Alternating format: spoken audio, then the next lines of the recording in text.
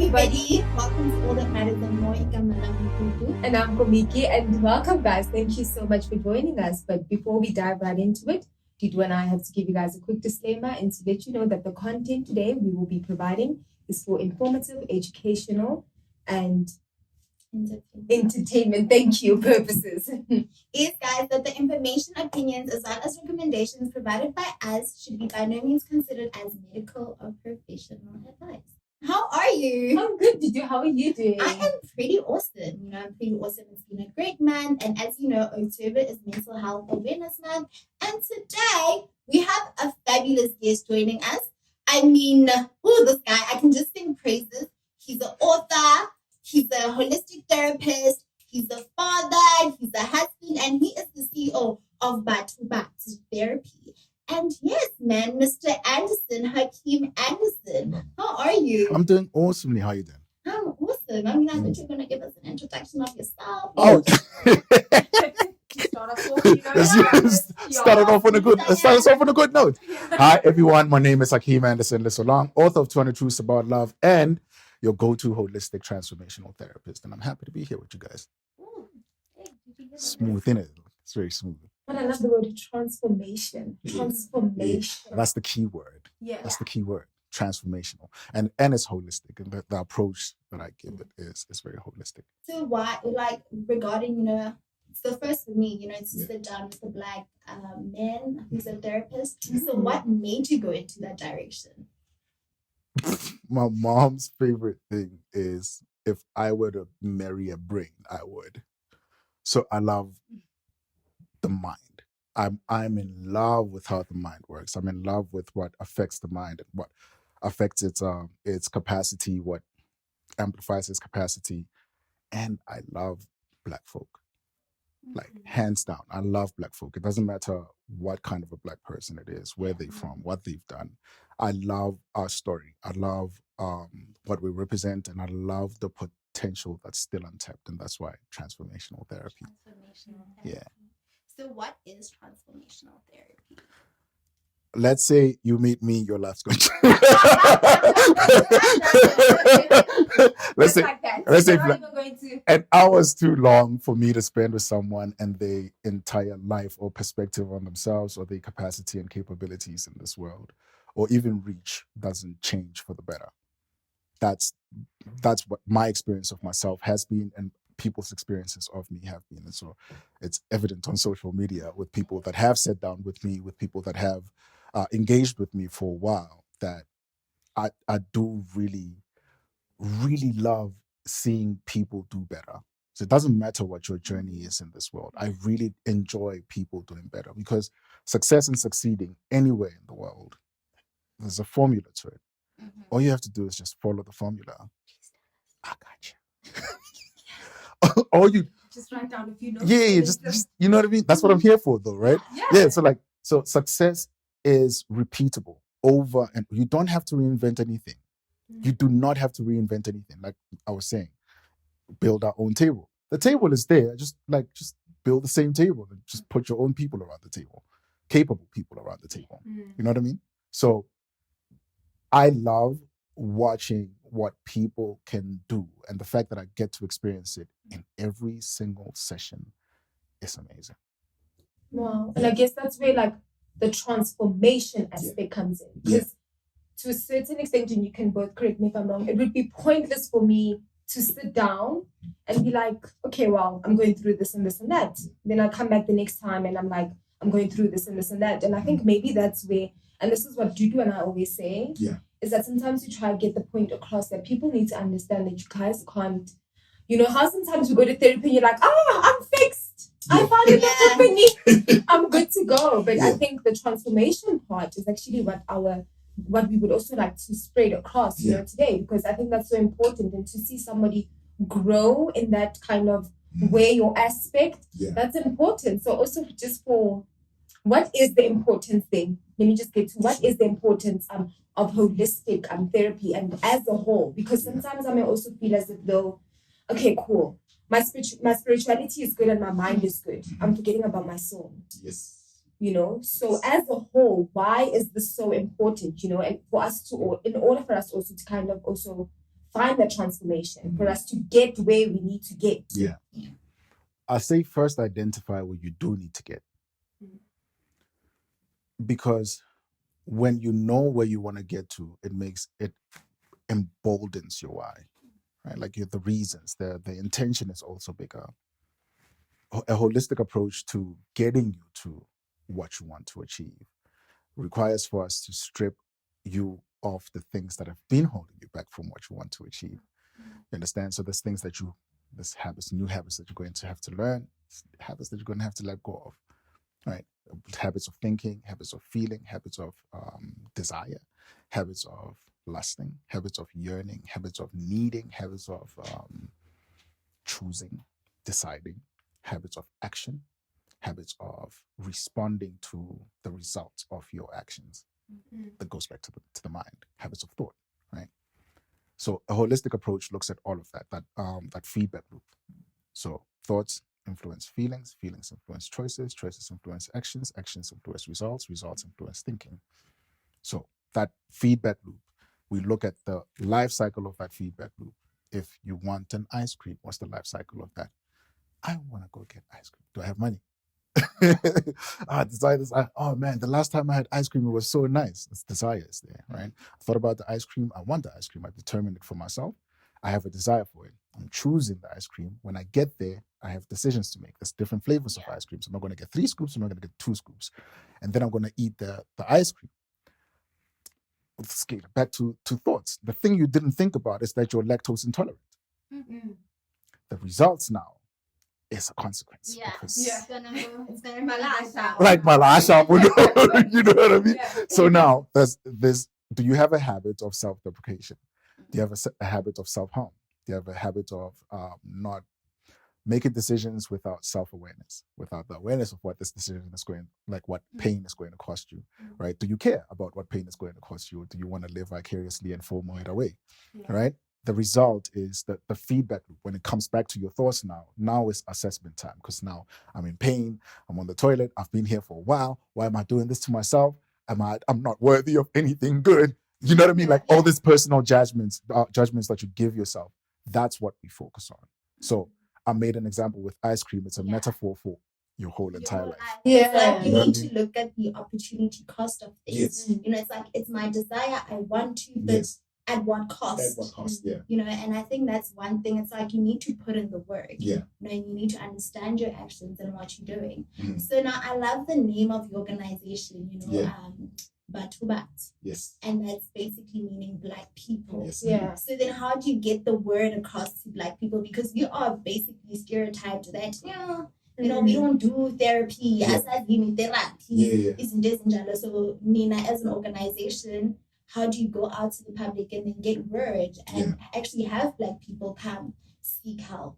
It's the easiest time to deliver the message of therapy and the benefits of doing therapy.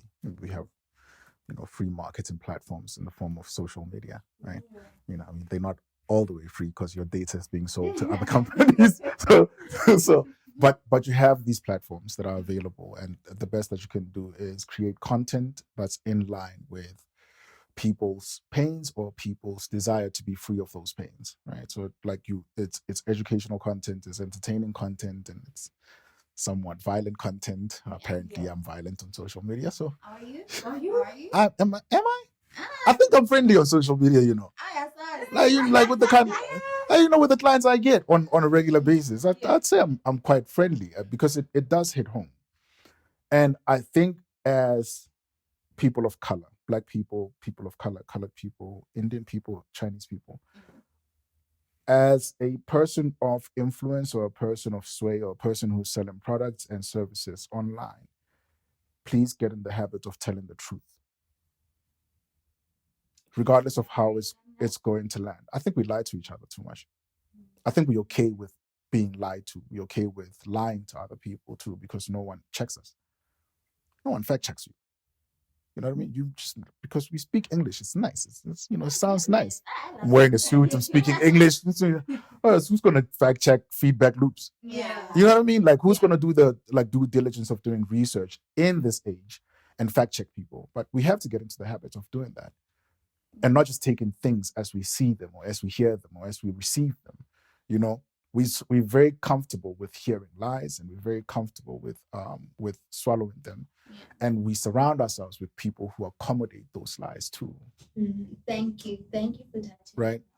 And so my career as a Black man, as a therapist, as a coach, as a a best-selling author twice in a row. You get me? The third one is coming out. I'm looking to be a bestseller on that too. But as a marriage consultant as well, I have made it a personal choice to tell people the truth about who they are and what they are and how they are. I don't care if you pay me afterwards or not. You have to hear the truth, because people around you fear you or fear losing you if they told you the truth. They fear hurting you because you react a certain way. They fear coming off a certain way because then you might cause a scene or you might hurt them. People are afraid of the truth or the consequence of telling the truth. But if the consequence is bad, rather tell the truth anyway. If the consequence is good, rather tell the truth anyway. Rather tell it and let it be known that that's what you stand for. We are very fickle, and I see it in a lot of entrepreneurs, a lot of influencers, and a lot of industries as well. We're very comfortable with the truth, and it sounds sweet, but the consequences are really bad for everyone around you. Especially psychologically. Psychologically, it's very bad. I think I don't know if it's programmed or it's society or it's fear, but we the fact that it's so comfortable for us, I think sometimes, but don't you think that also sometimes like we also are like okay with it? Yeah.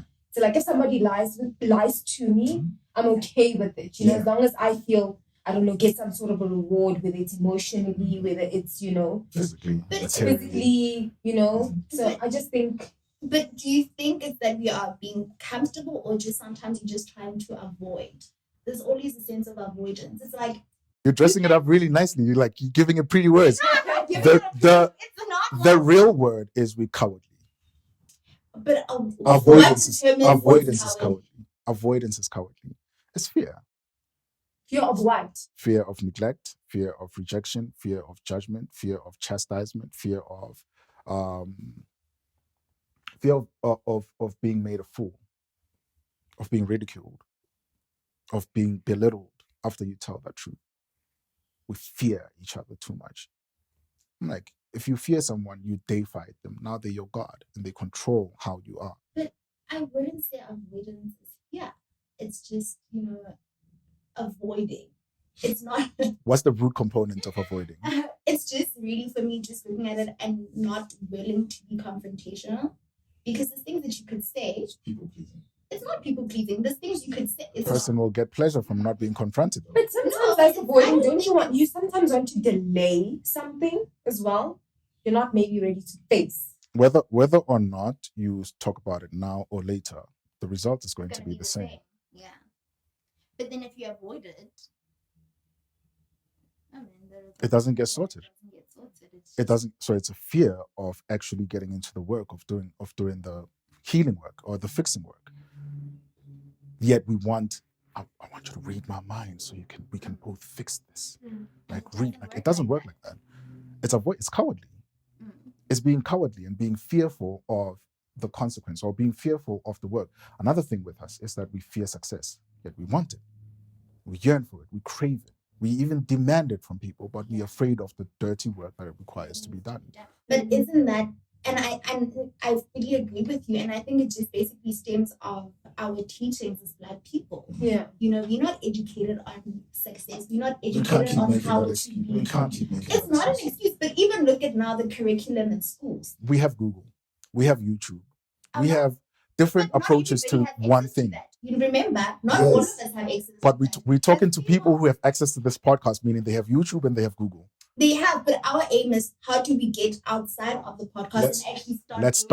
Let's start with the people on the podcast to utilize the information effectively. Because it's easy for me to say I'm taking this, but what will I do with it? Yes, but that's why we're here. That's why we're talking about solutions and not just iterating the problems. Yeah. We can't keep saying we don't have the education when we can be the living example that educates people. Yeah.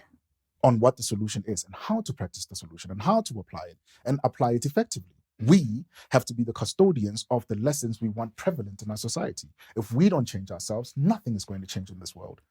Nothing. I agree with you, but going back to that, right? We saying that people have exes. It's much so that we have this platform, it's going out. But how many people is that platform reaching? If you look at the focus, if you look at the focus of where our society is going, basically it's influencing. It's nice life, it's soft life. But it's only a few of us. You get what I'm saying? It's only a few of us. And the thing is, even those few, are they aware of the changes? Are they aware, or are we just going with what's happening? Which is what's considered a norm currently in society. I'm going to give you an example with a seed. One tomato seed produces how many seeds inside one tomato? Oh, there's like tons. Right? There's a lot. Plant a seed.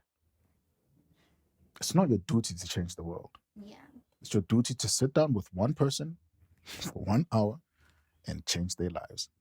That's your duty. That's what you're doing this work for.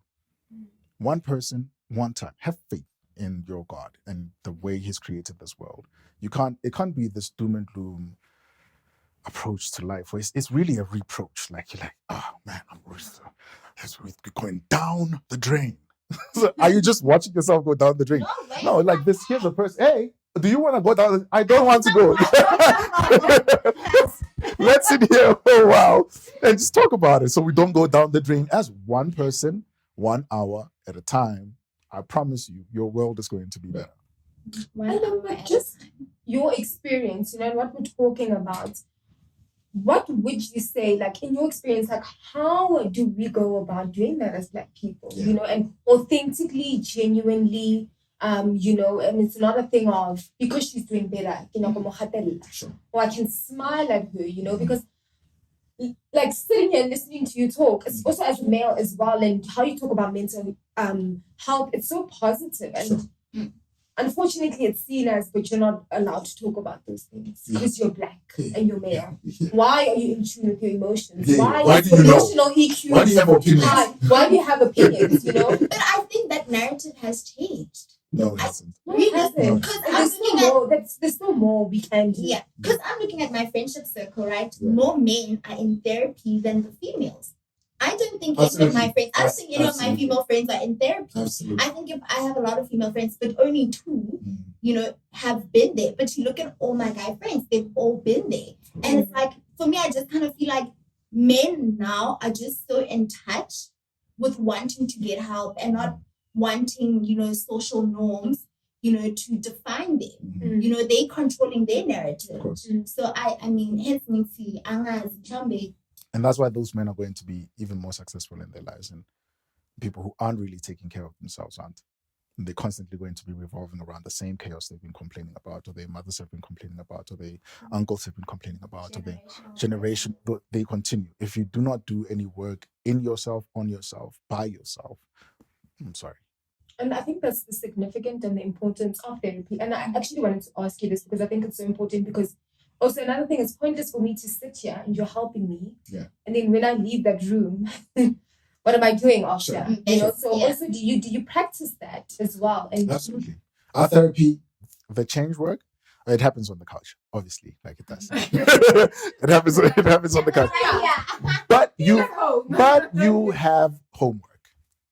You have life work, you have colleagues work, you have parents work, you have children work, you have husband work, you have wife work, you have uncles work, you have confrontation work to do outside of the therapy. And I'm going to check on you.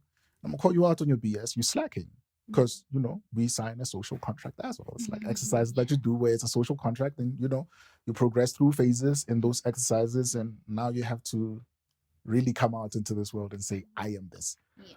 Right. Be accountable and be so the world holds you accountable. That's the social contract, right? With the exercises that we do. It's very important to understand that when you go to therapy, sir, ma'am, you're going to have to do the work in your own life. It's not a pill. Okay? I'm going to give you tools. I'm going to give you tools. We're going to do the internal work. We're going to do the deep dives. We're going to do the regressions. And we're going to do the immersions. And we're going to zoink. Okay? After the zoinking, however, you're going to feel nice. You'll be walking on cloud 9. You're going to feel like, oh my God, Do I even need shoes? It's gonna be nice. It's gonna be nice. But that work, it hits. It's gonna be And you have to hit the ground running with it, because so I'm a Muslim. One of the key principles in Islam when I embraced was whatever beautiful thing you learn, whatever new beautiful thing you learn, start practicing immediately. Inhabit those beautiful principles and start practicing those beautiful habits. The moment that habit is a ritual and the moment it becomes a religion to you, like a daily practice, right? It becomes a daily practice, then you'll see immense and beautiful changes in your life. And there's nothing wrong with your world. Nothing wrong with your world. Your awareness of it is a reflection. Your awareness of the bad things in this world is a reflection of the awareness of bad things internally. Right? It's not a single successful person I've associated with, or I'm in rooms with, or I'm in conferences with, or in business dealings with, that doesn't meet a person who's determined to change their lives and they don't help them. Not a single one of them. Every single successful person I've met wants you to be a success. That formula is the same thing. It's the same thing. If you get a hand up, reach down, pull someone, teach them to reach down, to pull someone. What do you think of my therapist? Reaching down, pulling someone. So I want more of us here. I want more of us to I want more black men to sit down on the couch and say, dog, I feel beautiful, dog. I'm such a gorgeous dude. And you actually are, dog. Like you actually are. You know what I mean? Like more black men to tell each other they love each other, but more so in their actions of where they prefer black men to be. You know what I mean? More black women to actually mean they love someone, to actually mean it. And it's not a survival tool or survival mechanism. It's not an escape that you go to diffuse situations, And the only way we get to that place is if we do the internal work and sort out that chaos mentally, emotionally, even gut-wise. You know what I mean? What's the reason you're not running in the morning or in the evening? What's the reason you're not getting on that treadmill and doing that cardio you're supposed to do? What's the reason you don't have that six-pack you've always wanted? What's the reason you're not buying the things you want to buy, getting the land you want to get? What are those? What's stopping you? What are those reasons, right? Because you'll find fear, you'll find abandonment, you'll find trauma, and all the symptoms. You'll find all of those things. All right, cool. Now that you found those things, come, let's sort it out. Because it can be sorted out. And it doesn't require 60 sessions for you to be free of anxiety and depression. 2 sessions with us, I promise you, you'll be fine. Oh, okay. Guys, please start boldly say that. Please start booking out boldly. I can boldly say that. Boldly say that. So then what are the challenges that you faced as a therapist, when you are consulting with your clients, or when you guys are going out to communities and reaching out? Helping them see the necessity of therapy. So I'll do live demonstration, right? I'll do a live demonstration of a therapy session with someone who just wants to be, hey, what's the problem? Oh, okay, cool. You're depressed? What does depression feel like? You're hurt? What's being hurt feel like? Or you're heartbroken? What does it feel like? How does it affect your life? What would you do if you left here? You wouldn't. How many people would you tell in your phone book? Right? So I do the phone book exercise with my clients a lot. Hey, cool. You have insomnia. What if you slept really well in the next month? Can I have access to your phone book then? Can you recommend 20 people, 30 people, 50 people, 100 people who are struggling with the same thing, where they have stress, or they're overworked and they're fatigued, or they're burnt out? If in 1 hour I can help you with that, can you avail your phone book to me? That's simple things like that, like live demonstrations, phone book exercises, and it works like a charm. So we're not really stressed out with clients. The referral game is really it's on peak, It's on peak because you kind of have to prove your mettle. If I say I can do something for you, do it. Who do you know pays the therapist to go lie to them? Nobody. You know what I mean? That's, especially if it's not medical aid, you're paying straight cash. As a black person, you're not about to play with your money like that. You don't tell the truth because you're looking for solutions in your life. You're looking for tools, right? And so what we do in community outreaches, in social media programs, we'll do the webinars, And we'll do like our online programs, and like our webinars are like special. You know what I mean? Like it's a community. It's like there's people that came for the webinar last week, and they like now they like did the thing that I told them to do, and it worked out for them. And they like I don't know, because the webinars get promoted every single week. I don't know why people don't come. Are you missing them? Mass, please, man. Let's do the things. Like a special invite. Same day, same time, Wednesday every single week, 6 o'clock in the evening. And where can they get the link? On my link is in my bio. Everywhere. Link is in my bio, guys.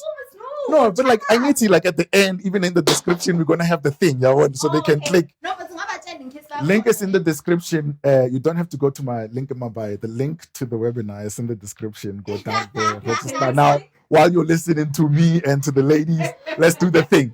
You know what I mean? But like the webinars are really special because like so what we focused on, like our framework is relationships. So if I can give you a series of hacks to use in all your relationships, to practice, like from today after the webinar, go practice this, go do these things.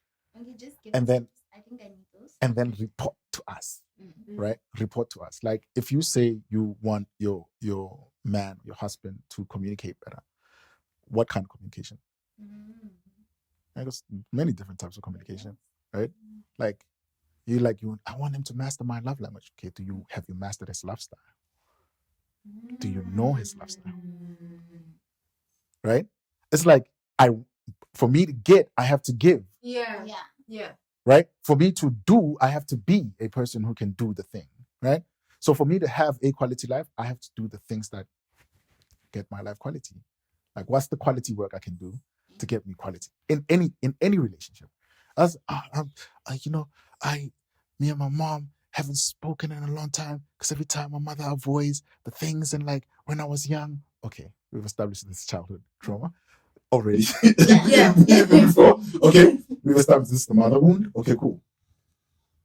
What's your mom's favorite song from your childhood that you can remember? What's your mom's favorite dish? What's your mom's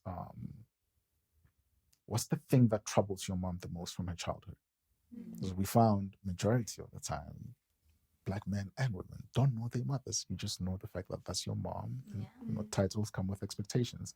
And because you were watching, the twins, Tia and Tamara, and how they were loved in the family, you were like, oh, you don't love me like that.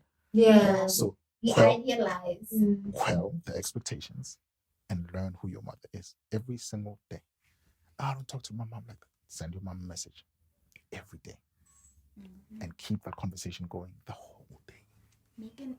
Make an effort. Watch what happens in 3 days, in 4 days, in 5 days. Just watch. Your dad, forgive your dad and let go. Forgive his inadequacies, forgive his inefficiencies, forgive his incapacity, forgive his reluctance, forgive the fact that he didn't tell you he loves you, or those forehead kisses stopped once, like forever. They like one day they just stopped. Forgive him. Because you know what?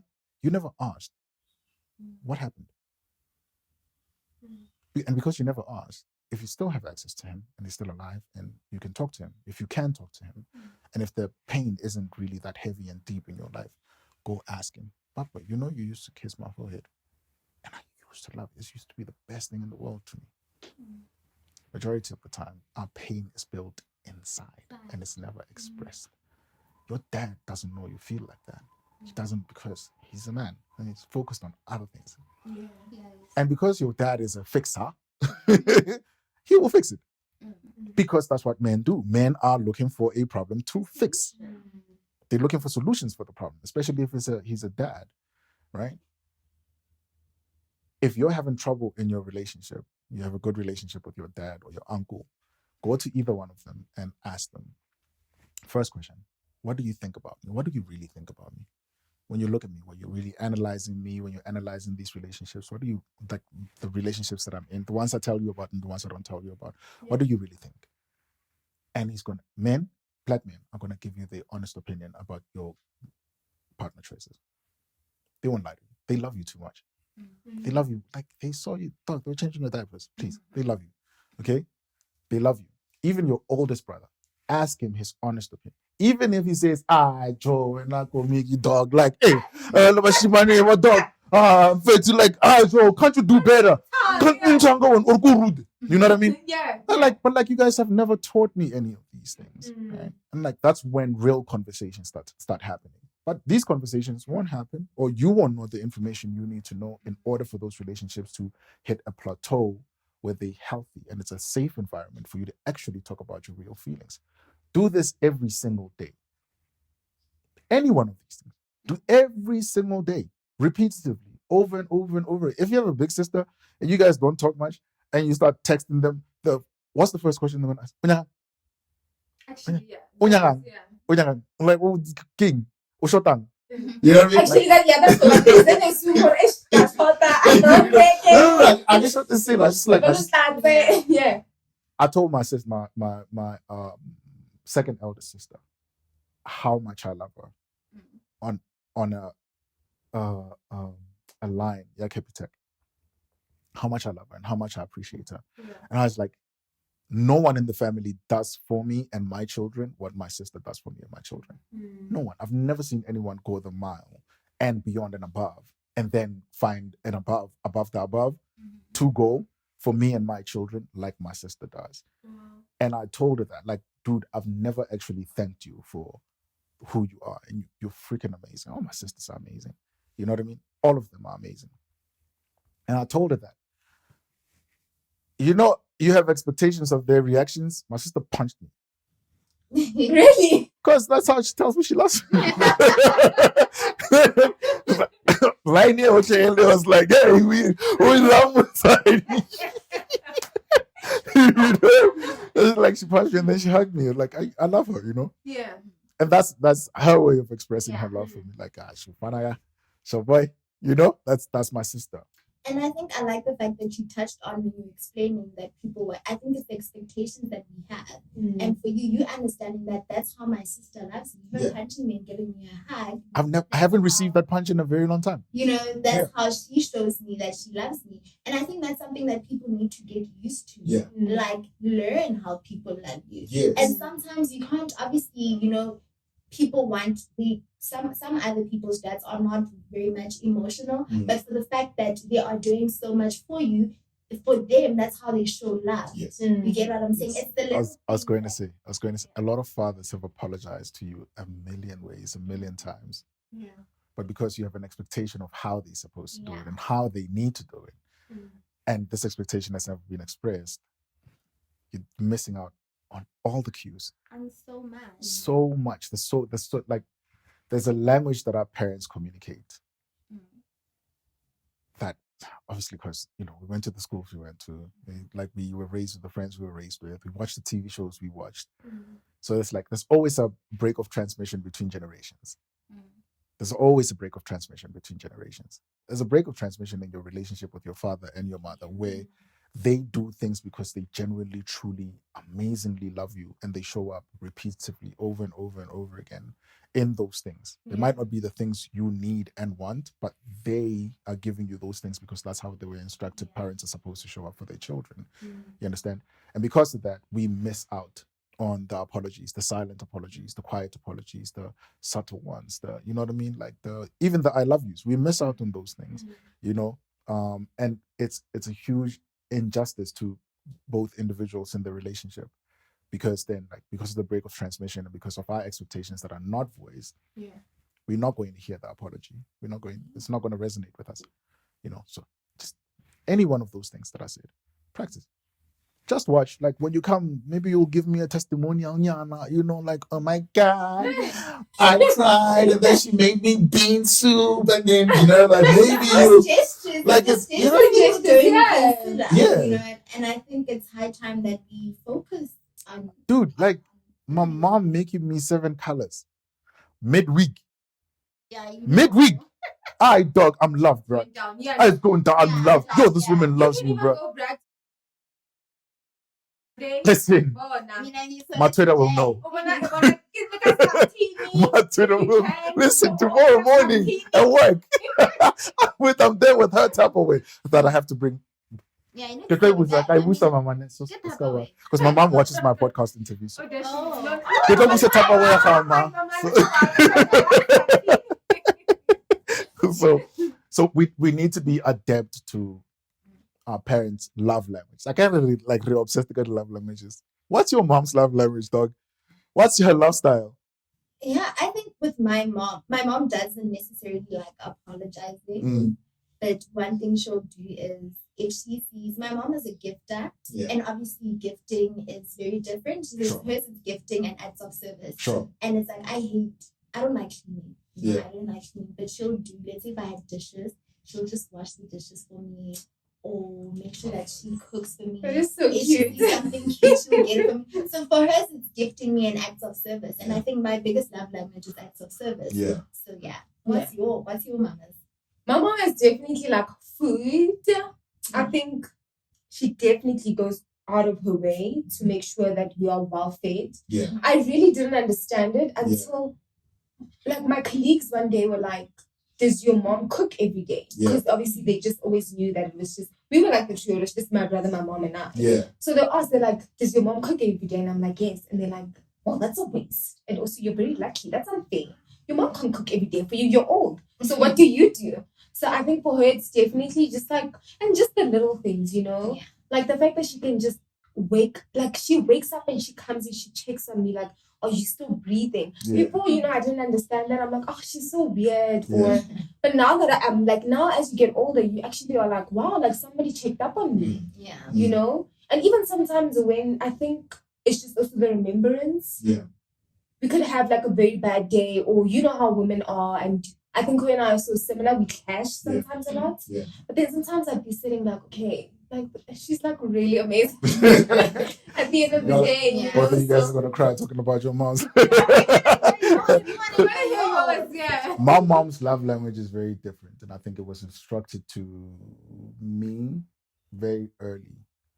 It's very different. It's not in the 5. It's my favorite love language. My love language is action and execution. Integrity.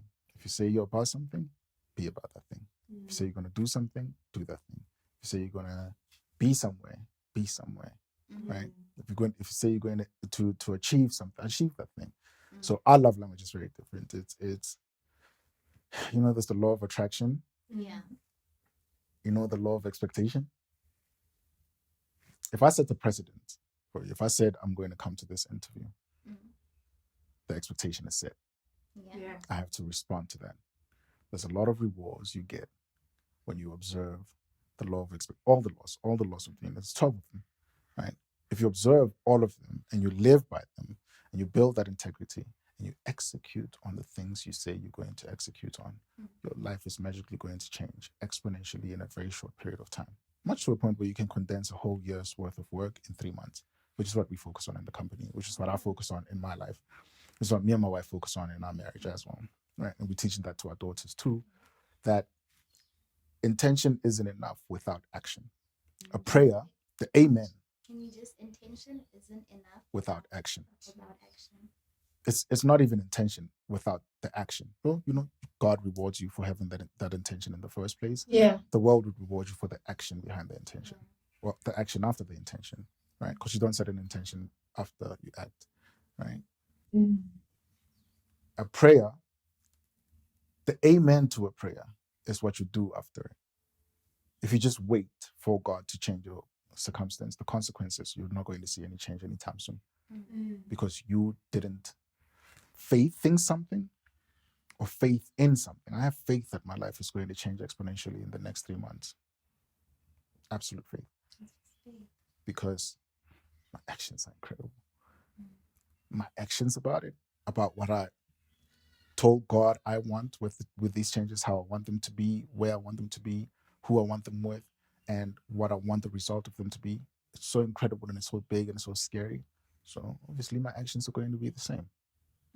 My actions are going to be congruent to my faith of the result of the things. So love language, execution. And more like therapy. If you have, if you... She was reading my mind because I was about to say everything that you spoke. You spoke about it so beautifully, and I want everybody to like sit down. And I'm so sorry to cut you in there, but she literally read my mind. Everything that you spoke about, it was so, and I think it's an inspiration for the both of us. Like, if we do decide to practice, and things work out the way we're planning. When you decide to practice. When we decide. Thank you. I just love how healthily you spoke about life, guys. And this is what therapy is. It's not something that we should be afraid of. And, we should put an expectation of, well, how are people going to perceive me if I go? Am I crazy? Am I stupid? Like, what's wrong with me? The way you spoke is it was done in a healthy manner. Mental health. You're stimulating our mind healthily. Because I don't have to bait you into anything. I don't have to make you feel bad over something for you to do something. I'm just going to tell you this is the result. I'm the result of therapy over the years. I'm the result of therapy. I'm the result of counseling. I was a suicidal kid. I was depressed. I was clinically diagnosed as a manic depressive human being.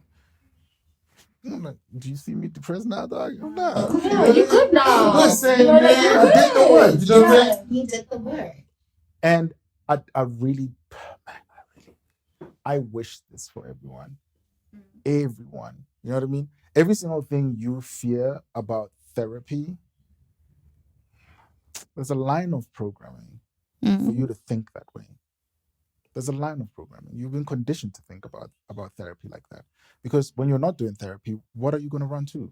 Alcohol, drugs, weed, relationships. You know what I mean? And toxic relationships, not just even healthy ones. Chaotic relationships. Chaotic to your mind, what you think about yourself, chaotic to your emotions and how you feel about yourself in your world and your capacity to be loved, right?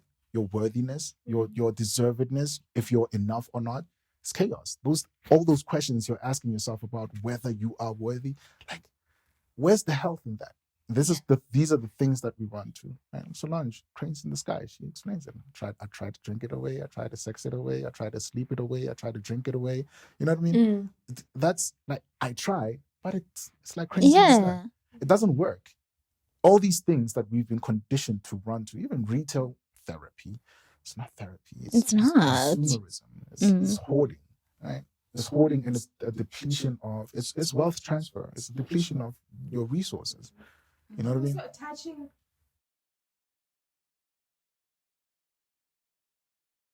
And not a positive one, right? Like, why is that easy for you to do than attaching them to a positive connotation, right? So if you persist in not seeking the right help, and I'm gonna be adamant with this, guys. If you do not persist in seeking the right help, everything you fear is going to happen whether you do therapy or not. So it's going to happen. Yeah. The world is going to drive you crazy. Your work is going to drive you crazy. You're going to burn out. You're going to be depleted. You're going to feel fatigued. You're going to feel overwhelmed by everything. You're going to have beautiful things because guess what? We love working, right? We think money is going to sort it out. We think money's not going to sort it out. It's going to compound them. You're going to be, and more money, more problems. I wish millions. I wish billions on you. I curse you with that, actually. But what I don't want for you is for you to get there, right? Walk in that room, because it's really just like, like you being a billionaire, you not being a billionaire is a decision. Honest to God. Yeah. Okay, yeah. It's a choice. Like it's a choice. You're choosing every single day. Yeah. And it's reflective in the work you do. And I can even take it a step further and say, look at your bank balance, because it's just a reflection of your capacity and the practice of your capacity, right? If you do not drill it into your mind after this episode, during this episode, or before this episode, and maybe this episode is emboldening those thoughts, that you need the right help to propel you to the right places and the right spaces, and maybe the right company too, and the right network of people. I promise you that money will not remove them. Money is going to compound them. Money is the very thing you're seeking in overworking yourself and burning out. This financial freedom and this soft life is going to be the most terrible and horrible thing. Because you're going to lose. If you lose your health, you lose everything. That's you lose true. your mental health, you lose everything. You lose everything. You lose your emotional. We don't even have emotional health. We don't have emotional health. I tell people, you haven't done age regression therapy, you have no idea what love Yeah. is, what true love is. You have no idea. If you've never sat in therapy sessions, took those tools that you get from your therapy sessions, used those tools, and then studied the results, and then multiplied the results afterwards, you have no idea what real love feels like. And that's why it's like, how you feel emits energy in the world. Money is currency, current flows, energy flows, right? Energy is constantly in currents, in current, and it's flowing over and over and over and over and over. You're either in the loop of the flow, or you're outside. Are you missing outside it? the loop, or you're inside the loop, or you're intercepting the loop, right? Money avoids you because you're chaotic inside. Yeah. You're giving off energy to the world. So money is going to evade you. Money is going to lose you. The promotion is going to elude you. That that role that you went to school for is going to evade you like the plague, because you're emitting negative energy. Goes back to law of attraction, right? and what you touched on. So, but now looking back at your past, where you were and how you've overcome it. Yeah. How do you, Hakeem Anderson, what's mental health to you? What's mental health? And what's mental health in a Black man who's become so successful and who's experienced love and knows how to love and knows love? So yeah. Look at you. Sorry. Okay. I love you, girl. That's my baby. Practice. Mental health is practicing healthy habits, healthy thinking, healthy anti-fragility. I found this word, and the moment I heard it makes it like I'm too weak, man. My money's weak, my mind is weak, my emotions are weak, my relationships are weak. I'm a weak guy. I'm weak everywhere. Like my performances are weak. Yeah. If I do performance reviews, right? When I was a rapper, I used to do performance reviews. So yeah. Get off the stage, go to the dressing room, lie on the floor, and just replay the whole thing. Did it work out the way we planned for it to work out? Did you hit the notes? Did you do the things, right? Did you cover the whole stage? Did you engage the crowd? Did you entertain? Did you earn your keep, right? Man, just that practice alone, taking it into my own life and into my own relationships on a daily basis, revealed to me how weak I was, and I didn't like it. I hated the taste. I disliked the taste. My relationship with my father was whack. My relationship with my mom was whack. My relationship with my granddad was whack. My favorite person in the whole entire world is my granddad. You know what I mean? Shout out to my granddad. You rest in peace. I love you, dude. My relationship with the mother of my children was whack. And so automatically the relationship with my children suffered, and I hated it. I disliked it completely, and I disliked who I was, and I disliked the choices I made to get to that position in my life where I didn't like myself or even love myself. And I started looking at, okay, you're talking about self-love all over social media, Mr. Man, sir. Do you really, truly, honestly call this self-love? And it wasn't. I was just performing for the world, and I hated it. And I was like, all right, cool. What do we do? Do we sit with the emotions of, being a fragile, weak man? Yeah, do we deal with them? No, we work on them, right? One by one, a step at a time. And so one of the first things that I did was I started rocking suits. Oh, okay. Oh, we see you. Okay, we see you. We see you. Yeah. Mm-hmm. Yeah, okay. Ain't nothing but a chicken wing. So I started rocking suits. And I don't know why I made that decision, but I'm glad I made that decision, because I decided to wear suits every single day, even on Sunday. What? Yeah, and you look good. You look good, by the way. Even in the household, I was going to wear a suit. I was going to look good, and I was going to feel good. I was going to wear mask and put my attar on. I was going to pray 5 times a day. Right? So one decision became a habit. This habit created other habits. Can't look good if you don't feel good, sir. What is wrong with you? What's wrong with your emotions? All right, cool. What's the one thing that sorted us out when we were kids? When we were a kid? Journaling. My grandfather gave me my first journal, and he said, this is going to be your best friend. Learn how to articulate yourself. Learn how to explain yourself to you, your thoughts and everything. Write down the confusing thoughts, and then write down the The Let your clear. goals, Yeah. right? Before you decide on something, pros and cons it out, right? Also, you're not deciding on it. If you pros and cons it out on a page, you're not going to make that decision immediately. Mm. So you're delaying it. If you're delaying it, you might be delaying hurting people, breaking people, confusing people, you know what I mean? Disappointing people. Live with the cons. Live with the consequences. These are the things that you need to work on. Yeah. The pros are how you're going to improve when you're working on the cons, right? And so it delayed a lot of the decisions I wanted to make were sorted out by my journaling, Mhm. right? A lot of how I felt was sorted out by my journaling. A lot of what I thought was sorted out by my journaling. So it gave me a lot of clarity when I dumped those things onto my page. I advise everyone, even guys, journal, not on your phone, on a page, on a real journal. I don't care if you grab like a serviette in a restaurant or like just steal the bulk, steal it, or journal on those things. You know what I mean? And then constantly make it a habit to take the pros and paste them around the house. That's who you want to become. Reaffirmations. That's who you want to become. Yeah. And that's how you become who you want to become, by seeing it over and over and over again. Or you're stressed out, go read the pros.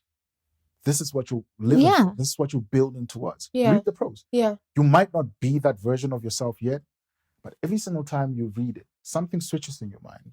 It becomes sort of like a manifestation. Yeah. But manifestation is in the activities, right? It's in the activities. Journaling is an activity, right? If I say I want to become something and I write it in the present tense, so I'm already that thing. Yeah. Right? I'm already that thing. I'm not going to postpone it for the future. It's here now. Okay, cool. Another step that I started doing is I started listening to things that are congruent to what I want to become, right? So I said I want to be a billionaire. So I started listening to billionaires.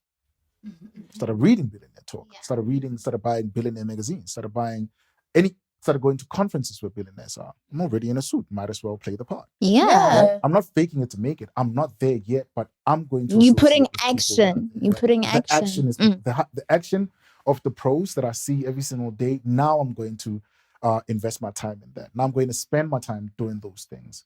What that does is every single time I listen to Warren Buffett, Ian Dunlap, Rashad and Troy from Earn Your Leisure, Trapper, Terry Ujioma talk about money or financial planning or financial literacy. It improves my reasoning around those things. It improves my understanding of those things. Fortunately for me, I'm a reader. So I'm going to buy books congruent to what I want to improve in my life. I'm going to go to the conferences. I'm going to buy those courses. I'm going to get mentorship. Right? Because you get a mentor, you literally shorten the learning curve or your access to that world. Yeah, and it's like programming your mind in a healthy way, you know? And then you forget to attach all the negativity. Yeah. So because you took out the cons, you're working on the cons on a daily basis. If you're working on the cons on a daily basis, you're eliminating bad behavior. You're eliminating bad habits. You're practicing an inner world with pros only, right? Oh, that sounds expensive. How do I even get money? I really hear what the audience is saying. If you are reasoning like that, start doing it. Because the more you do it, the more money will like you. The more money. Money like me. Money. The more money is gonna like you. Yeah. Right? You're gonna get opportunities. I started getting design opportunities, like graphic design opportunities. I know 10 graphic designers for my rap days. I'm gonna play arbitrage, right? I'm gonna play the middleman. The middleman. I'm gonna play the middleman game. All right, cool. Hey man, you still charge those prices? Yeah. Send me a code. Send me his code. I do my own company code. I put a markup on it. Here's this millionaire guy who wants this work done. Yo, here's a code for the thing you want to do. My company, right? Send it to this guy. This guy's designing that. I'll send him a deposit. He's designing the things. Give me like 3 iterations of the thing. Give it to the billionaire. He's like, I like this, change this, change it. Oh, cool. Yeah. Send it to this guy. You know what I'm saying? Yeah. What Five was doing, I've been doing for over 15 years. Basically, arbitrage business. So if you put yourself in the rooms, money is only going to come to you if you put yourself in rooms money is at. Right? So we've sorted out the money thing. Yeah. Right? We on your personal improvement. Right? You have to be engaged in personal improvement on a daily basis. Do your due diligence in doing a survey on yourself. Where am I weak at? I suck in relationships. Why do you suck in relationships? I cheat a lot. Why do you cheat a lot? right? Why do you find calm in having conversations with different people that lead to you sleeping with them, Yeah. right? Or that lead to you being emotionally attached to them? Why do you find comfort in that? Why does that? You see how healthily I'm doing this? I'm not blasting you. I'm not judging you. Auli. I'm like, sorry, I'm not violent. I like how you also dropped your tone. So Just like, but you do an assessment on your life. You do this due diligence practice. Ask yourself why and how is it that? Why is the guilt is gonna come, the shame is gonna come. Okay, cool. Put the shame and the guilt aside. Then you ask, how is it that when I'm in a stable relationship, I will sabotage it by having conversations that take away my promise to myself and to this lady or to this guy that I will be solo with them in this thing that we're doing, that I will grow with them in a healthy manner. Why do I sabotage myself and then hurt other people? Do I find pleasure in hurting other people? The answer is always going to be no. Unless you're a narcissist. Unless even narcissists are going to say no, because a narcissist is only a narcissist because they have to be in control of things. Yeah. They have to be in control because they felt robbed of autonomy and agency when they were young. So now they're older, they have money, or they have this, they have that, and they can control the situation in their life. That makes them feel safe. Yeah. Right? I just broke down how to deal with a narcissist. Yeah, you just did. You did. Understanding narcissism 101.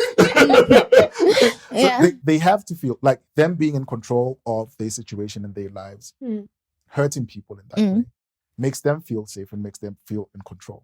Yeah. So they need to do the work on themselves. Yeah. But you have to gain control of your life. If you're in love with a narcissist, you need to do the due diligence and the survey and say, why am I attracted to this? Shame and guilt are going to come because of what's being done to you or what you allowed for things to transpire. Yeah. How you allowed for things to transpire to get to this point. Okay, how is it that these are the quality of men or women that I attract? Yeah. Right? Okay, cool. I'm interested in this type of behavior, this type of behavior, this type of behavior. Is this behavior healthy? Has it proven healthy for me in the past? No, it hasn't. Okay, these are the people to stay away from.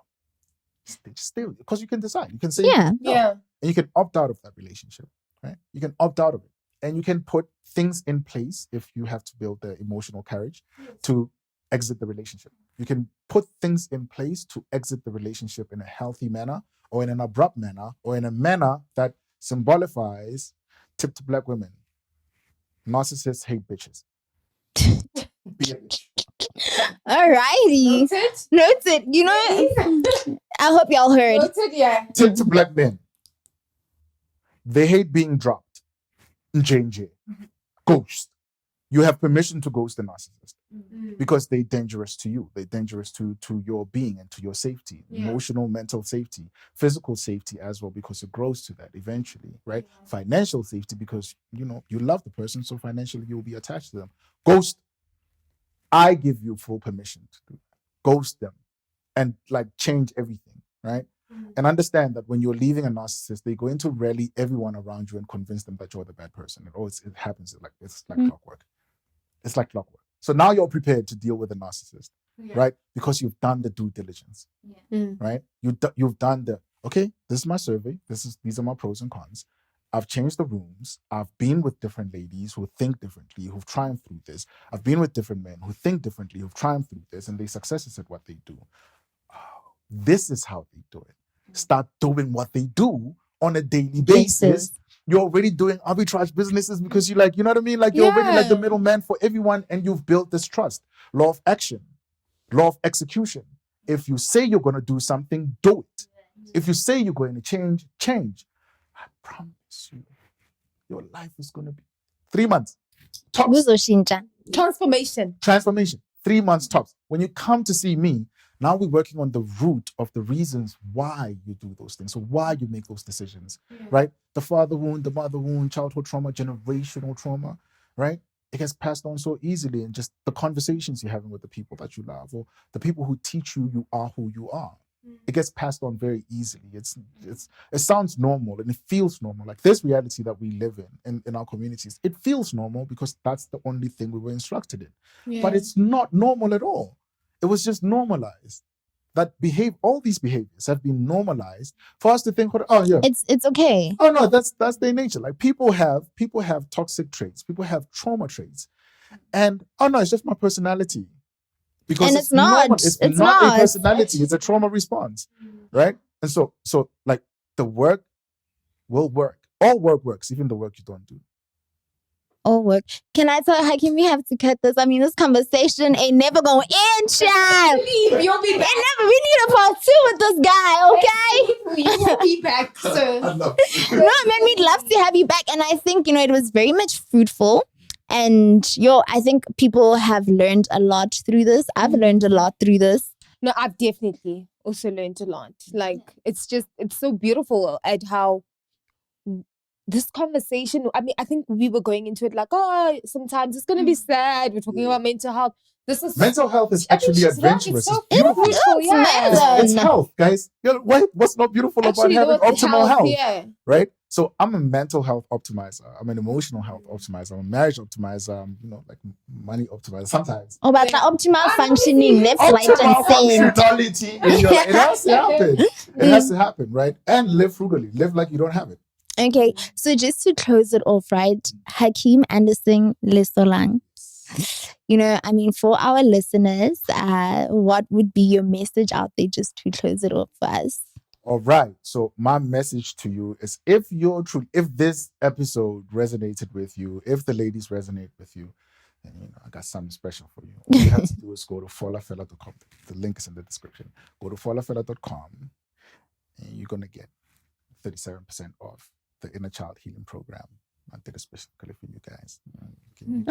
Thank you. Use that. The program will be open to you for 3 months, so you can take your time, space it out. You know what I mean? Pace it out. Yeah. You can do it in 3 days, but it's open to you for 3 months. Please repeat that again. They must go to the description box and click on the link. Click on the link, and you have 37% of the Inner Child. 37%. Ne, I do. Guys, actually, it's a sum and a half. It's a sum and a half. So thank them for having me here. So if you're going through it, go through it until you're through it. Ooh. So you never have to repeat it. And then teach other people how not to go through it. That's the best thing you can do for the world. Right? Go through it until you're through it. Literally go through it. I'm going through a lot. It's your lot. Yeah. It's your lot. Because God has given you that to iron out all those kinks that allowed the lot to happen in your life. That's a privilege for you to even be aware that you have a lot to deal with. Right? And that's who you come to us to help you with that. Do not ever hesitate to optimize yourself and to better yourself and to improve on yourself. Because when you take charge of your life like that, when you become in charge of your life like that, there's nothing in this world that's going to foil you. One habit, just dressing up in a suit, changed everything in my life. Everything, right? Take one step towards God and he'll take 10. He'll come running. Literally, he'll come running. He will come for you. And if you're in a bad relationship, get out. Like the reason them being in your life right now, I'm gonna tell you, them being in your life, they are listen to me. Listen, let me teach you. Here's a philosophy, right? If you are holding on to a rose with thorns, you're bad, right? Because you decide you're bad, right? But you can't grab a bouquet of roses if you're still holding on to the thing. But if you free up space and create this void, nature, God doesn't allow for a void in your life, especially when you determine yourself ready, especially when you do that inner work, especially when you heal, especially when you transform your life, especially when you're headed to the right direction in your life. Yours is there. There's no shortage of great black men in this world. There's no shortage of incredible black women in this. Look at this. Yes. You mean to tell me? You mean to tell me? No, actually, with you. You know what I'm saying? There's no shortage of incredible people in your life. It's just that you're holding on to this thorn rose, dog. You're holding on to the thorn rose. You're holding on to this this shrub of thorns, and it's And it's ruining not your whole working, experience. man. It's dog. not working. Dog, these people are placeholders. Let the placeholders go. Yo, Hakeem, thank you. I don't fall into ego, Minky, but yo, Hakeem, I got fit. Just let it So go. our ego just went from here to here. So That's the violence Yeah. aspect of it. Exactly. Okay, guys, don't worry, we're not narcissists in case anybody's, Yeah. If anyone is wondering, like, Yeah. shoot, dog.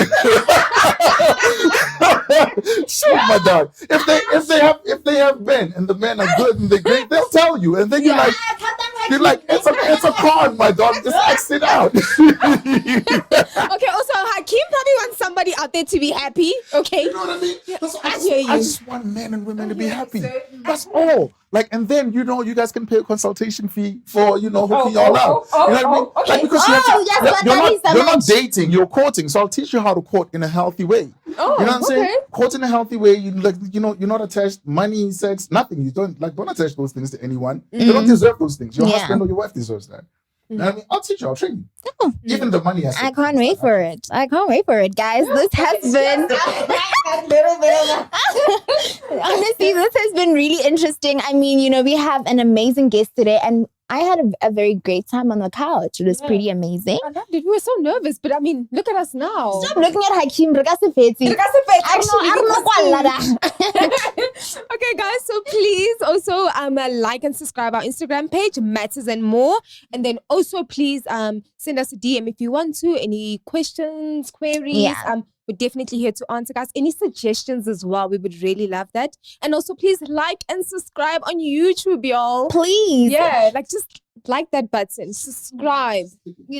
And before we finish it off, Mr. Anderson, where can we find you? Can you just tell us more so that our viewers at home can just go through your pages and sign up, All right, so Fola Fela is our website, folafela.com. The link will be down below. Yeah. You can book your one-on-ones. You can book the done for you sessions. You can book the consultation. You can join the webinar. It's all on the same website. And my social media at Hakeem Anderson, Hakeem HAKEEMANDRSN, all over social media. It's a bunch of content for you to go. Even before you start, you can just run through the content for a week. Right, so you know what to identify in your life, what to look out for, what you're having problems with. Like, it's just there for you to identify those things, especially if you're not just looking for vocabulary to sound like you know better and to judge your partner and beat them up upside the head with that. Yeah. And you actually want to do the work. When you come in, you'll know exactly what you want to work on. And that's the way we design my social media. So you have all the information that guides you to the initial work you do before you start transformational therapy with us. But listen, a month with me is too long for your life not to change. Literally, like, if you want to heal your inner child, parental harm, post-traumatic relationship disorders, have an actual relationship with yourself, not what the world thinks of you or your perception of what the world thinks of you, and to tap into your real purpose and passions, way too long. Yeah, man. Yeah, man, guys. Thank you Powerful, so much. right? It is very powerful. Yeah. Very much powerful. I mean, thank you to everybody at home for tuning in, and just going back off what Gomiki said. If you have anything you'd like to discuss with us, you can kindly email us at imatterandmore@gmail.com. And that's it from us, guys. Thank you so much for tuning in, and peace out.